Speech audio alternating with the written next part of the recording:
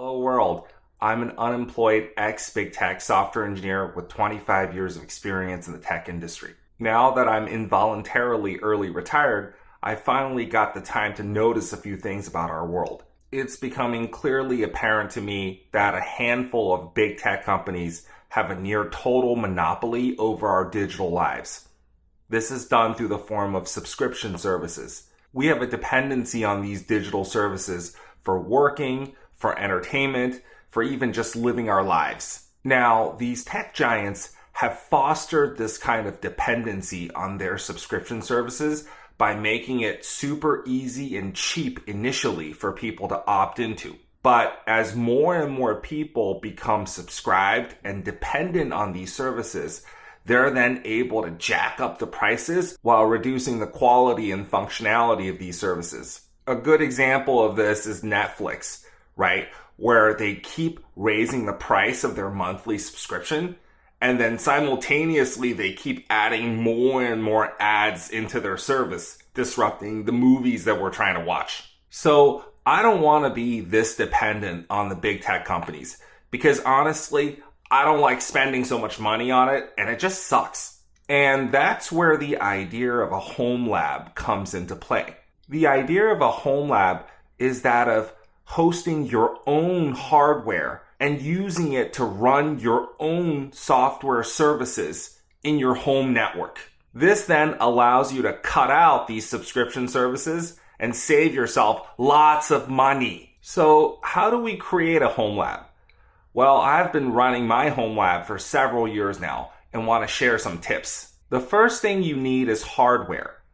For any Homelab build, there are basically three components of hardware to consider: compute, storage, and networking. Let's take a simple example. Suppose you have a used laptop, right? The compute in this laptop is its chipset, its CPU and GPU. The storage is the hard drive that's internally attached to this particular laptop. Since this hard drive is directly attached to the laptop and only accessible by that laptop, we call this kind of storage direct attached storage, or DAS. And the networking here would just be the laptop's Wi-Fi or Ethernet connection to your home network. Now, this one laptop is actually enough to create a simple Homelab. A single machine that runs all of your Homelab services is also called a home server. And just a single home server may actually be good enough for many people. Now, if we think about it, all of those big cloud hyperscalers out there, right? Like Amazon Web Services or Microsoft Azure, in their giant data centers, all they're really doing is scaling up this basic concept of compute, storage, and networking. Except they push it to a huge scale.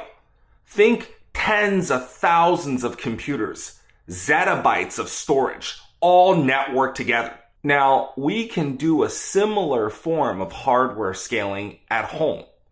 For compute, we can cluster multiple computers together to form a more powerful compute cluster. We can scale up storage by getting these hard drive bays that allows you to plug in multiple hard drives. Then this bay of hard drives can itself be attached to a computer, and using software, these hard drives would then be exposed to other computers on the network, creating what we call a network attached storage, or NAS. Now, on the internet, you can find many diverse examples of people's Homelab builds, right? Everything from running your Homelab on a single Raspberry Pi to something that looks straight out of an Amazon data center. Now, there are many, many different types of computers that you can use to build your Homelab. On the market, I've seen really powerful computers with tons of CPUs and GPUs and RAM. But these high-end computers are also insanely expensive right now, likely due to all the semiconductor supply chain issues that we're seeing across the industry. But you could buy that if money is no issue for you. However, My recommendation is to buy your hardware with the most affordable used hardware when possible. I recommend the following 3-step procurement process. Step 1 is to reuse existing old computers. Suppose you already have a computer or a mini PC at home. It's old and you're not using it. That could be a perfect start to a Homelab. I have an old Raspberry Pi from a project many years ago that had just been sitting in my drawer for a long time, and I decided to use it for my Homelab. Step 2 is to get your equipment from work. Does your job have an IT department? For many corporations, the IT departments will procure large numbers of laptops and mini PCs for their employees, right? And every 4 to 5 years, there is a refresh cycle where they would replace these older computers with newer computers. When that refresh cycle happens, the IT department can often get rid of their older equipment for a shockingly low price. For example, I got a few 2010 era laptops and a ton of hard drives from my IT department at work over the years. And I never paid more than $10 to $20 per laptop. The next step is to buy used hardware from online marketplaces like eBay. Now, eBay offers sometimes great discount on used old hardware like laptops and mini PCs. Now, you may not find a computer for $10, but I've seen many examples of useful computers for under $50. As a bonus, other components on eBay like CPUs, RAM, discs, and so on are also relatively cheap. So for my Homelab's 3 computers and about 4 terabytes of storage, I think I must have spent all in around $100 to procure it. Now, once you get your hardware, you want to hook up these computers to a power strip and connect them via Ethernet cable to your network router. Now, specifically with old laptops, their batteries are chemically volatile. And so if we leave them plugged in for long periods of time, like years, there's a fire risk involved. So for me, I remove those batteries from the laptops. Now, my Homelab is built with old laptops and a Raspberry Pi. Aside from being super cheap to acquire, it is also remarkably cheap to operate and to maintain. I spent about $5 a month in electricity to run this Homelab, and over the last 6 years, I think I've only had 2 things break on me. One was a CPU fan, and then there was a hard disk that broke. So once you have the hardware, the next step is to install an operating system on your home servers. There are many different kinds of operating systems to choose from. If you have a powerful computer, right, with tons of CPUs and RAM, it might be worth it to install a hypervisor like Proxmox. A hypervisor allows you to create virtual machines, like virtual computers that are sitting on top of the underlying physical computer.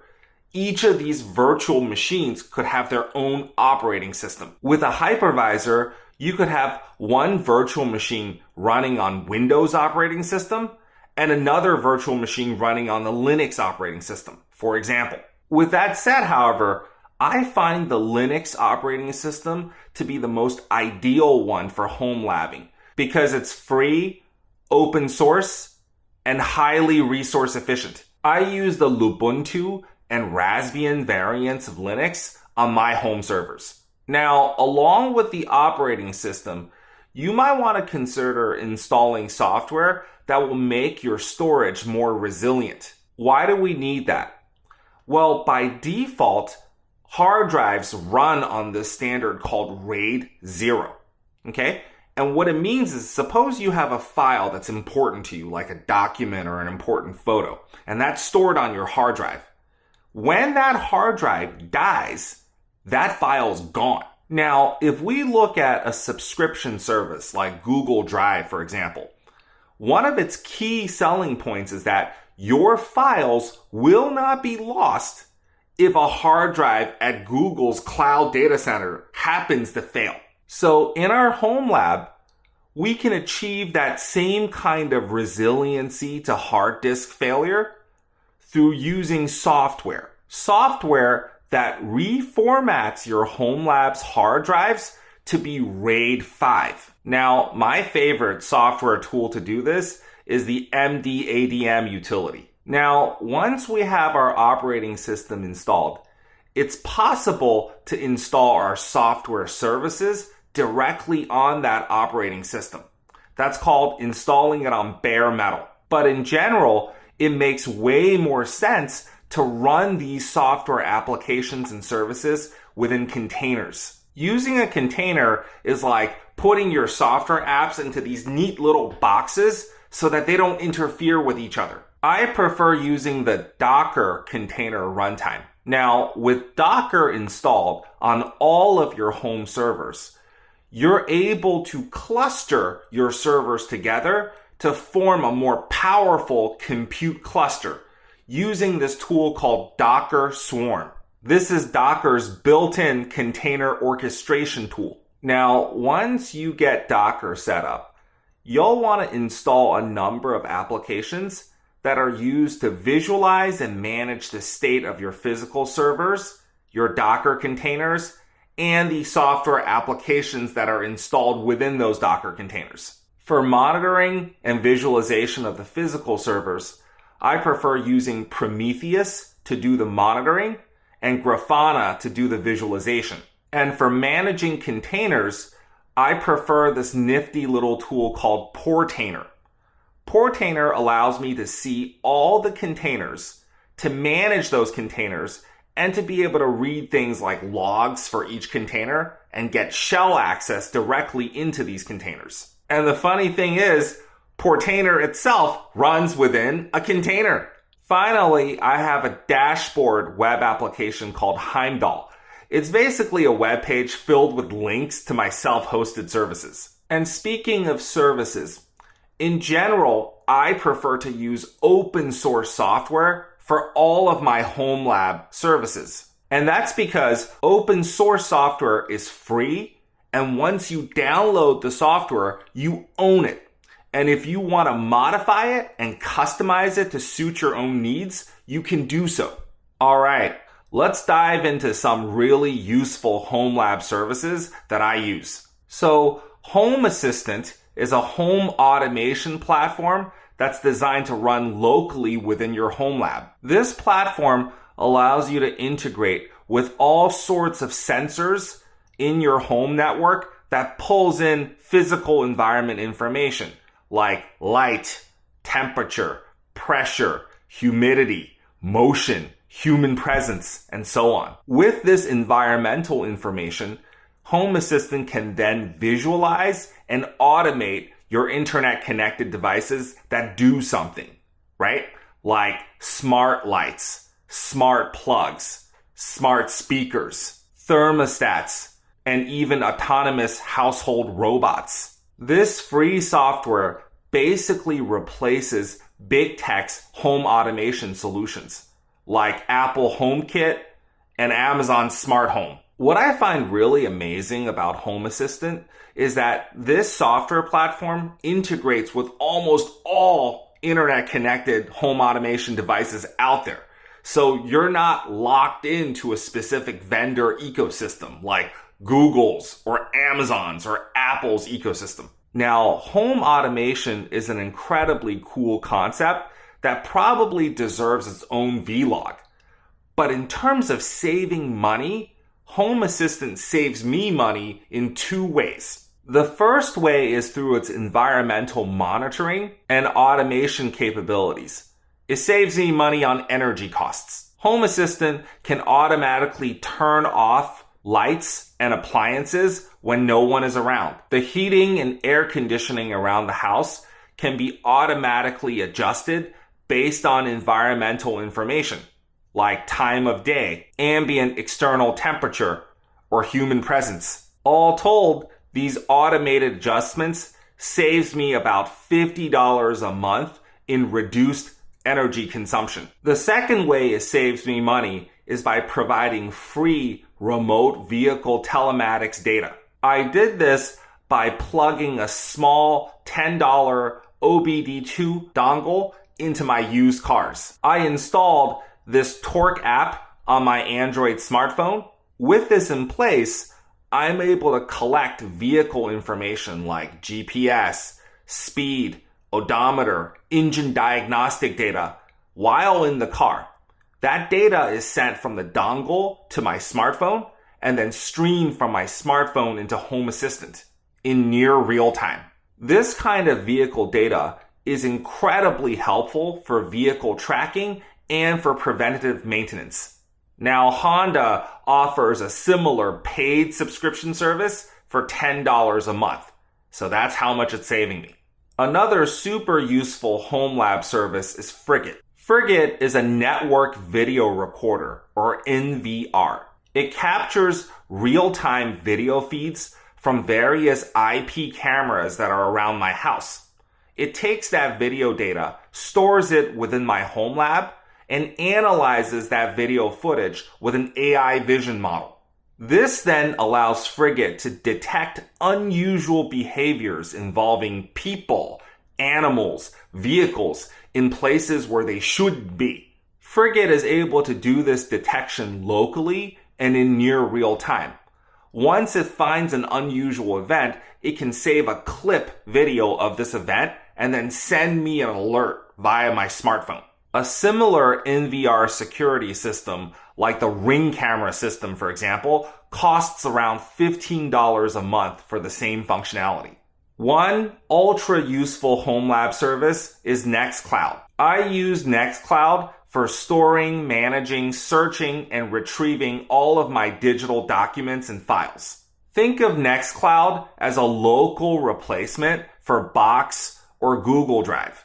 It works in the same way and can be accessed via the web browser or through a smartphone app. Nextcloud saves me about $10 a month.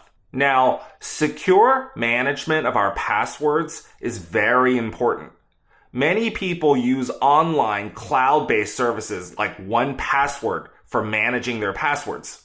For this, I use a Homelab service called Vault Warden. This service is free, open source, and has strong end-to-end encryption to protect your passwords. The other convenient thing about Vault Warden is that it allows you to get your passwords through all the usual channels, right? Like there's a web application that you can go to, there's a Chrome browser extension to get your passwords, and there's a mobile app. This service saves me about $5 a month. Now, a virtual private network or VPN gives you secure remote service to your own home network. A VPN encrypts your data, right? So let's suppose you're in a public, unsecured Wi-Fi in a cafe somewhere. The VPN can prevent hackers from intercepting your sensitive data. Generally, VPNs cost money, but I have a Homelab service called Tailscale that secures remote access to my home network for free. It saves me about $5 a month. Now, a great use case for Homelabbing is to store and manage your media files, right? Media like photos, videos, music, and so on. Normally, this is managed via paid subscription services like Netflix, Hulu, iCloud Plus, and Spotify, where you can consume this media, but you don't actually own it. Instead of using these paid subscriptions, I use a Homelab service called Jellyfin to store and manage all of my media files. The nice thing about Jellyfin is that it's accessible from a web browser, from a mobile app, and practically all smart TVs. Now, apart from hosting your own media, you can also automate the discovery and downloading of additional media content with a couple of other apps. Qubit Torrent for the actual downloading of media files, Sonar for discovering movies, Radar for discovering TV shows, and LiDAR for discovering music. Now, I want to mention one very important thing.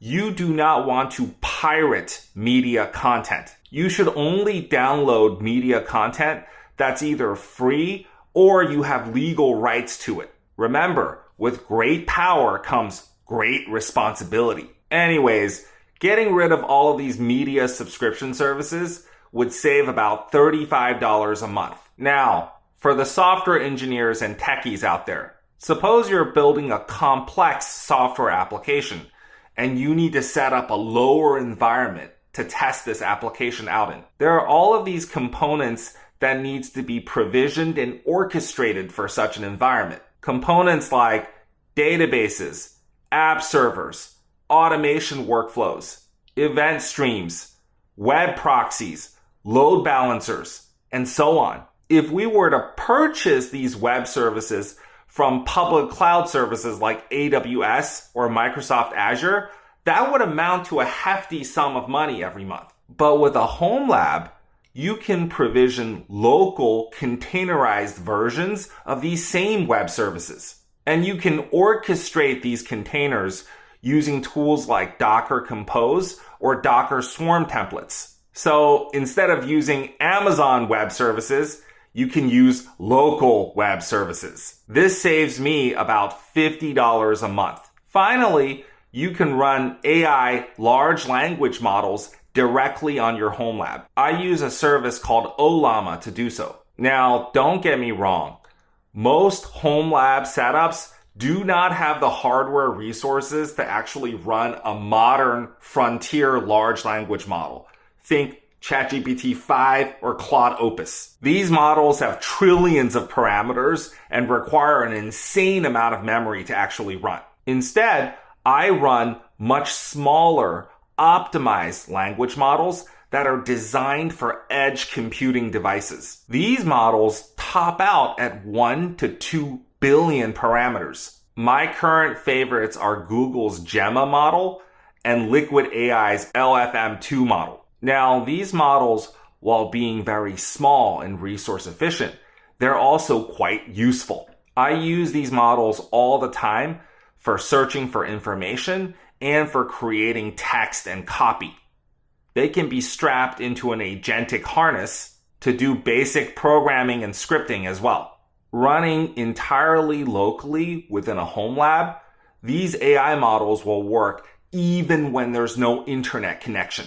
It's sort of like having a genie with a distilled version of all human knowledge living inside of your computer. So with that said, Ollama saves me about $20 a month in terms of purchasing less tokens from Anthropic and OpenAI. So altogether, my little Homelab saves me about $200 a month. And that's pretty awesome. I love saving money. But this Homelabbing thing is about way more than just saving money. In my humble opinion, huge corporations are trying to steer our society towards a kind of techno-feudalism, where the average person is entirely dependent on these digital services to just survive every day. But that person will not own any of it. Not the hardware, not the software, not even their own data. Essentially, they want people to become digital serfs. Having a Homelab allows you to become much more independent of these digital services. It allows you to seize the means of compute, own your own data, and in doing so, it allows you to regain your digital sovereignty. And that's all I have to say about that. Hope you found it helpful. If you have a morbid curiosity to join me in this life journey, please feel free to subscribe to my channel and subscribe to my Substack newsletter. If you want to support my vlog creation efforts, please feel free to become a member of this channel or just buy me a coffee. If you want a one-on-one coaching session, just schedule a meeting with me. Anyways, thanks so much for watching. Talk soon. Bye.